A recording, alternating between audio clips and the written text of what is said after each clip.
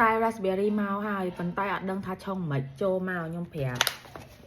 ក្នុងនេះបងប្អូនកំងទិញពីខាងខ្ញុំហ្នឹងណាវាមាន135កញ្ចប់ហើយមានកណ្ដាស់អីចឹងណាហើយគេណែនាំថាថាប្រយោជន៍ព្រោះវាញ៉ាំទៅមិនចឹងណាហើយនេះគេឲ្យអាតាគៀបនេះណាយកអានេះមកគៀបមកថងហ្នឹងមកដាក់ចូលកែវនេះមកមានម៉ាស៊ីនទឹកក្តៅកាន់តែល្អណាគ្រាន់តែចាក់ចូលកែវហ្នឹងបានហ្មងតែបើអត់មានទេដាំទឹកក្តៅឲ្យពុះចាក់ចូលកែវយើងទៅមួយកែវពេញហ្នឹងគឺបានហើយ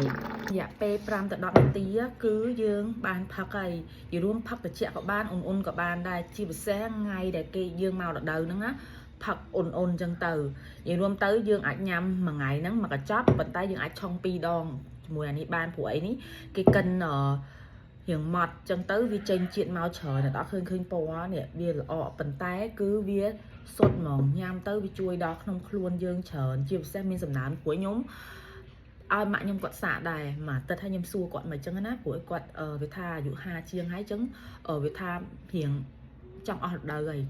ចឹងហើយវារៀងស្ងួតស្បូនយើងចឹងផឹកអាហ្នឹងទៅវាមានសំណើមហើយស្រួលខ្លួនជាងមុនអូនសួរថាទិញនៅណាសម្រាប់អ្នកនៅខ្មែរឥឡូវខ្ញុំលក់អីណាទាំងអស់គ្នាអាចកំងបានមួយកញ្ចប់ធំ135កញ្ចប់ទូចក្នុងនេះគឺតម្លៃ$35ហើយខ្ញុំសាក់តាម100កញ្ចប់ដំបូងដែលលក់នៅខ្មែរពីអាទិត្យទៀតទៅដល់ចឹងហើយពីណាគេមុន